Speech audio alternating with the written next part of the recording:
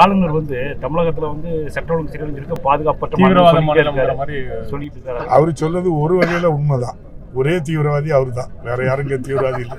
அவர் என்ன அவர் தன்னைத்தான் சொல்றாரு தீவிரவாதி யார் யார். இந்த மாநிலத்துல தீவிரவாதமும் கிடையாது, சட்ட ஒழுங்கு பிரச்சனையும் கிடையாது. தீவிரவாதம் வந்துராதாண்டி விரும்பி பார்க்கிறாரு. அதாவது சபாநாயகர் அப்படின்னா வந்து அரசியலுக்கு அப்பாற்பட்டவர் அப்படின்னு தான் வந்து ஒரு மரபு இருக்கின்றது.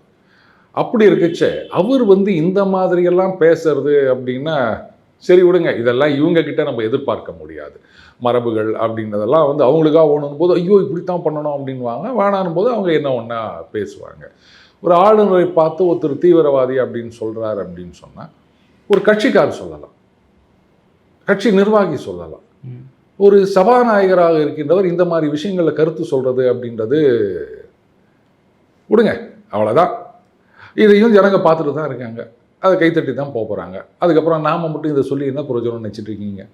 இந்த மாதிரி பேசுகிறாருங்க ஒருத்தர் அப்படின்னா அதெல்லாம் கரெக்ட், நீங்கள் முட்டு கொடுக்கறதுக்கு ஒரு 30 பேர் வருவாங்க பாருங்களேன். டிங் டிங் டிடிங் இல்லை ஜிங்கிள்ஸ் போட்டேன், நீங்கள் வேறு எதுவும் நினச்சிக்காதீங்க.